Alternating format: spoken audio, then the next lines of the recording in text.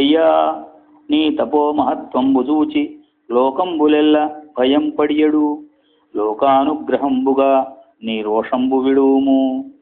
ఏము అసమర్థులమై క్షత్రియుల చేత వధింపబడిన వారముగాము. ధనలుబ్ధులమై ధనంబు దాచిన వారముగాము. ధనము వలసినన్ కుబేరుండు తాన మాకు తెచ్చి ఇచ్చున్.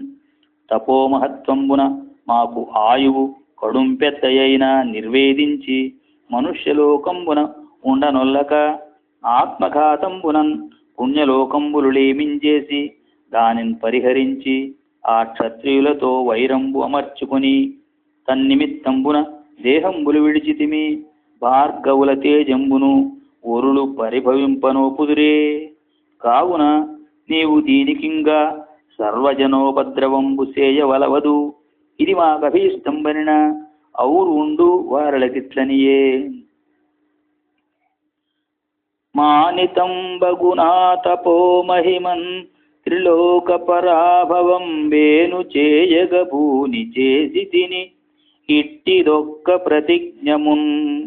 దీని నెట్టులు గ్రమ్మరింతు మదీయ భాషితమెన్నడున్నేని మోహముగాదు దిగ్ధరణీ రవిందులెరుంగగాన్.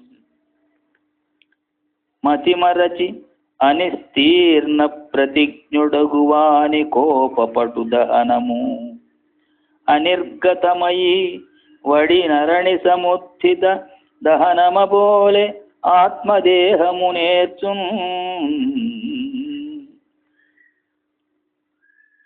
అలయక నిమిత్త జంబగునలుకను క్షమించి శాంతుడగు పురుషుండు ఇమ్ముల రక్షింపగనోపునే పొలుపుగా ధర్మార్థ కామములు సమములుగాన్. పాపులై క్షత్రియాధముల్ భార్గవులకు అట్లు హింసగా వించునాడు. ఆర్తనాదమూరు గర్భగతుండనైయుండి వినిన నాడు కోపమసహ్యమై నన్ను పొందే. ఎరుకగలడేని మరి శక్తుడేని అన్యులన్యులకు హింసగా వించునపుడ దాని పూని వారింపకున్న అప్పురుషుడేగు హింస చేసిన వారల ఏగుగతికి. కావున లోకంబులయందు సామర్థ్యంబు కలిగి పాప ప్రతిషేధంబు చేయని వారల ఉద్దేశించి అలిగితి. నేనును మీ వచనంబు అతిక్రమింపనోడుదు. అఖిల లోక దహనోజ్జతంబైన నా కోపదహనంబు నిగృహీతంబైన నన్ను దహించు. ఏమి చేయువాడా మీరు సర్వలోకహితులరు.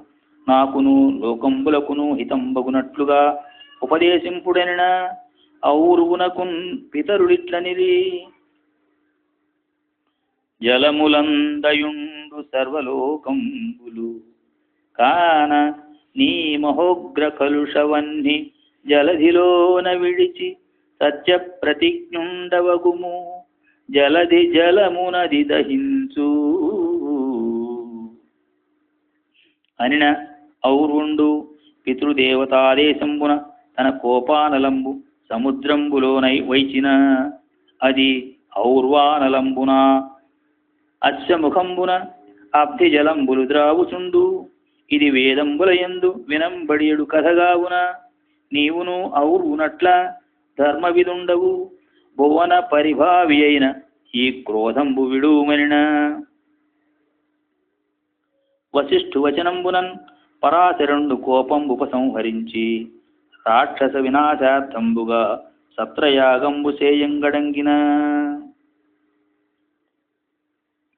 శక్తి రాక్షస నిహతుడై తనిన శోకదహనహతుడై వశిష్ఠుండు దానిదలచి కడు ప్రశాంతుడయ్యు రాక్షస వినాశమొలసి మనుమని వారింపకుండెనంత. ఘోరాకారులు కృతహారవులు సబాల వృద్ధులై పడిరి దురాచారులు రాక్షసులు. ముని ప్రారబ్ధాధ్వర సమిద్ధ పావక సిగలన్. ఇట్లు పరాశరుండు గావించు సత్రయాగంబున అయిన రాక్షసకుల ప్రళయంబు చూచి పులస్య పులహ క్రతువులు మహాముని సంఘంబుతో వశిష్ఠాశ్రమంబునకు వచ్చి అగ్నిహతి చేసి మానవ భుగ్నివహము మరణ బాధ పొందించుచు మూడగ్నుల యొద్దను నాలవయగ్నియనన్ వెలుగుచున్న అమ్మునినాథున్.